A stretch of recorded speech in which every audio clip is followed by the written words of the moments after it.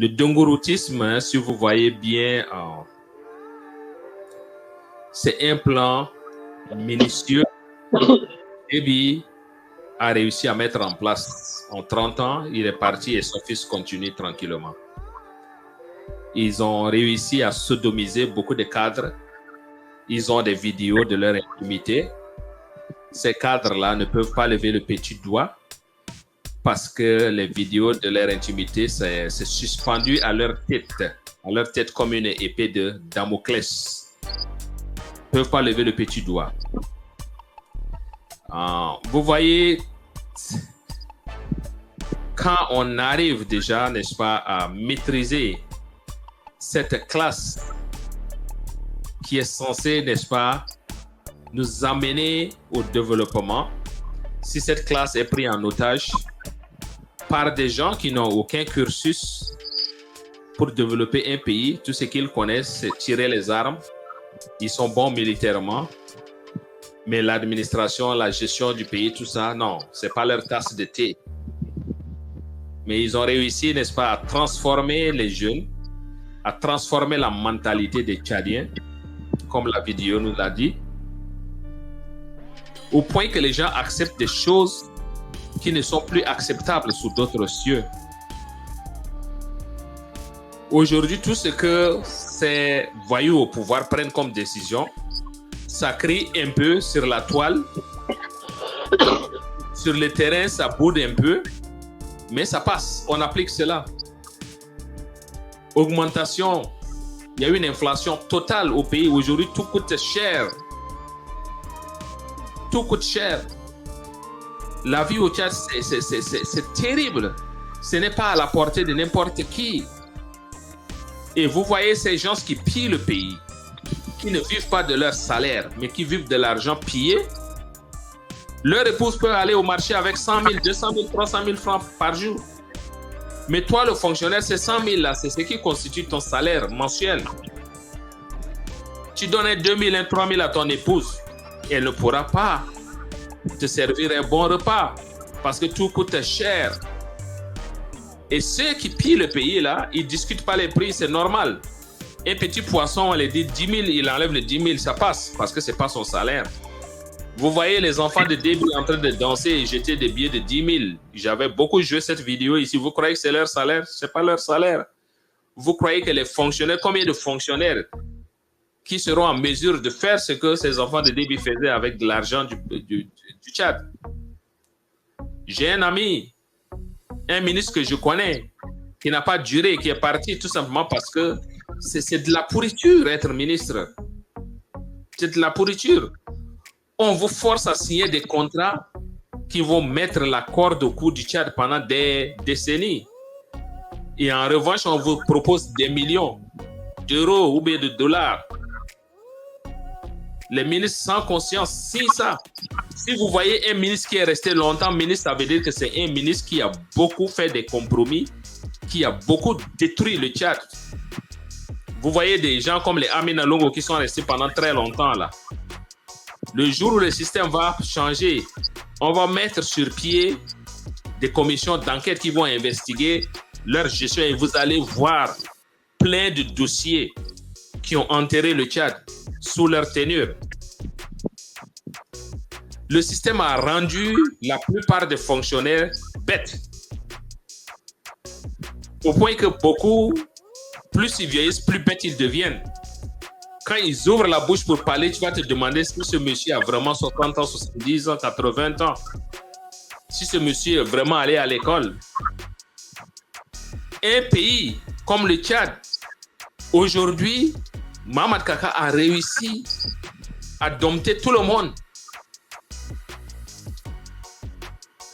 Et il est là, on dit qu'il est le président élu. Les gens disent qu'il est élu. Pour nous, nous sommes clairs et nets. Il n'a pas été élu et nous n'allons jamais lui reconnaître ce titre de président. Il est Mohamed Kaka. Il peut être un président de fait, ça c'est son problème.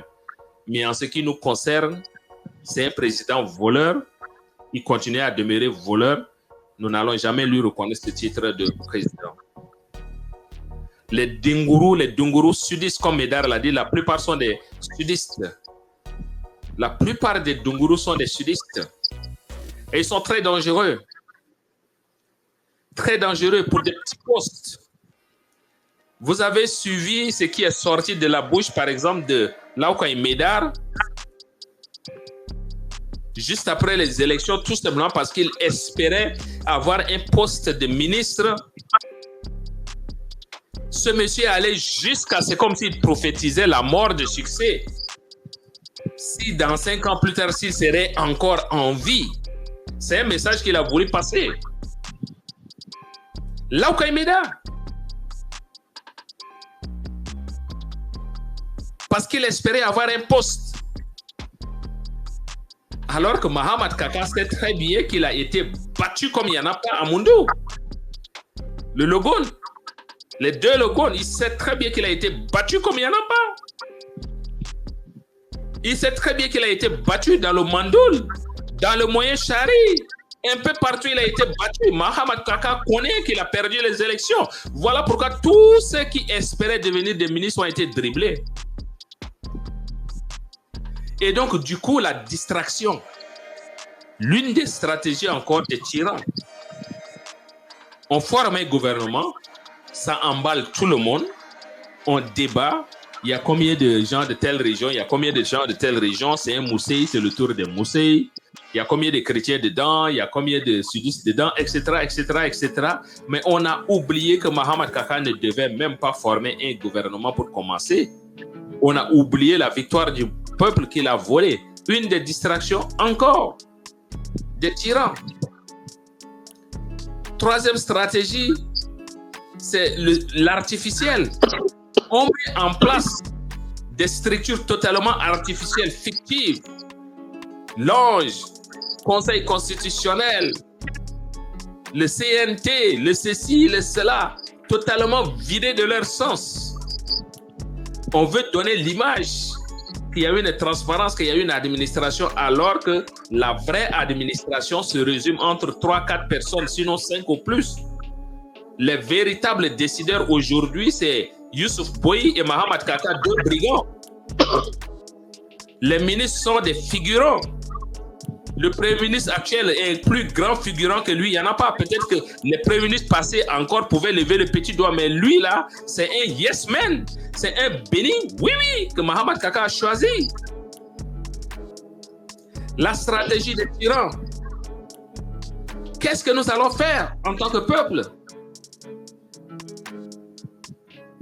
Quelle est cette jeunesse que nous avons au Tchad? Quel peuple sommes-nous? Comment allons-nous faire pour comprendre que nous sommes une république et que nous ne devons jamais accepter cette dynastie qui nous est imposée, à commencer par la complicité de Étienne Tshisekedi ou bien de Félix Tshisekedi, je vais dire, et de Emmanuel Macron. Deux diables.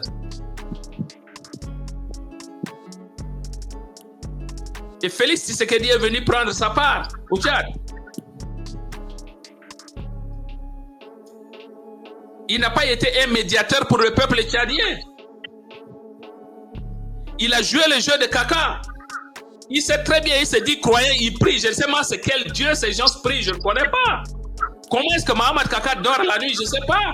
Et il va faire 5 prières par jour, tout en sachant qu'il a volé une élection. Tout en sachant que lors de ce vol d'élection, il y a eu des centaines de gens qui ont connu la mort à cause de sa milice clanique qui a tiré des armes en l'air. Tout ce sang qu'il a sur lui, le sang de Yaya Dilo, le sang de tout ce monde. Mais il se dit croyant. Nous devons changer notre mental. Nous devons refuser d'être comme ce cheval-là. Parce que ce cheval est ligoté à une chaise plastique. C'est entré dans son subconscient qu'il a toujours été ligoté. Alors qu'il pouvait tranquillement marcher, partir, tirer cette chaise derrière lui. C'est ça le peuple. Le jour où nous arriverons à comprendre notre force réelle, que le pouvoir appartient au peuple, qu'un peuple uni, il n'y a pas une armée plus forte que ce peuple-là, ce jour-là, vous allez voir que cette dynastie va être comme ce lion-là. Mais avant d'y arriver, nous devons faire ce travail de conscientisation. La dynastie actuelle est comme ce lion. Mahamat Kaka n'est pas aimé par la plus grande majorité des Tchadiens du nord au sud, de l'est à l'ouest. Les Tchadiens n'aiment pas ce gars-ci. C'est un aventurier. Il est acculé de tous côtés. Sauf qu'il nous manque ce sursaut national en tant que peuple. Et pourquoi il manque ce sursaut national? Parce qu'il y a des Dunguru. Et ces Dunguru sont très dangereux. C'est des gens qui se préoccupent seulement de leur intérêt. Ils ne se préoccupent pas de l'épanouissement populaire. Ils veulent toujours tirer le drap de leur côté. Peu importe la souffrance de ce peuple-là. Et nous, en tant que réveil tchadien, notre rôle, c'est de parler de ces choses. On va parler jusqu'à ce que ça clique ici. Et le jour où ça va cliquer ici, ce lion serait abattu.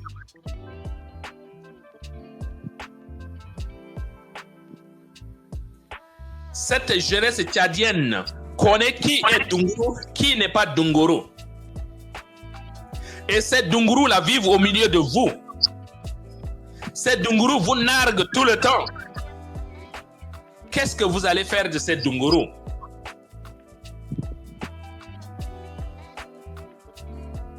Le peuple kenyan aujourd'hui s'est levé. Il a dit niet à l'augmentation des prix des denrées. Des milliers de gens sont descendus dans les rues pour manifester. Il y a eu des morts, mais finalement, ils ont eu gain de cause. Le gouvernement a replié. Le président a renoncé à cette loi.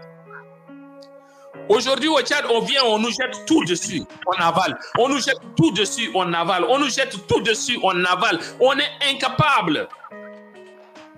Tout simplement parce que, un, il y a des Dunguru. Deux, nous sommes toujours là dans les futilités des inutilités. Ngambay, Sar, Gor, Doum, des conneries comme ça. Chrétiens, musulmans, des bêtises comme ça. Et ça ne fait que profiter le système. Les victimes, vous allez les trouver partout, au nord, au sud, à l'est, à l'ouest. Il y a des victimes musulmans, il y a des victimes chrétiens. Ils sont partout, il y a des victimes animistes. C'est un système. Entendons-nous contre ce système-là. De grâce. Ce ne sont pas des hommes d'État, ce sont des délinquants. Je vous garantis, je n'insulte pas quelqu'un, c'est la description de leur comportement. Dans quel pays vous allez trouver un militaire sérieux qui vous dit qu'il a 5 étoiles et qui assume même la fonction de président, qui va à la veille d'une élection sortir une milice clanique? Et cette milice clanique, à l'annonce des résultats, commence à tirer en l'air. Un militaire 5 étoiles, il sait que cette balle-là qui part là va descendre quelque part. Et ça va tomber quelque part dans une maison. Il connaît ça. Mais ils l'ont fait quand même. Depuis la présidence, les gens ont tiré. Il y a eu des morts, des centaines de morts. C'est allé nulle part. Si ce n'est pas du voyoutisme, c'est quoi?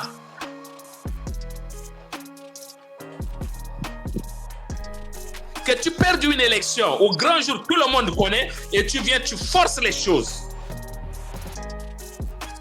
Parce que je vous ai toujours dit, le jour où ce garçon-là va s'asseoir bien dans son fauteuil-là, ça va être difficile de le lever. Vous observez bien, ces premiers jours, le jour où il était avec Macron, là, il avait même peur de s'asseoir dans ce fauteuil.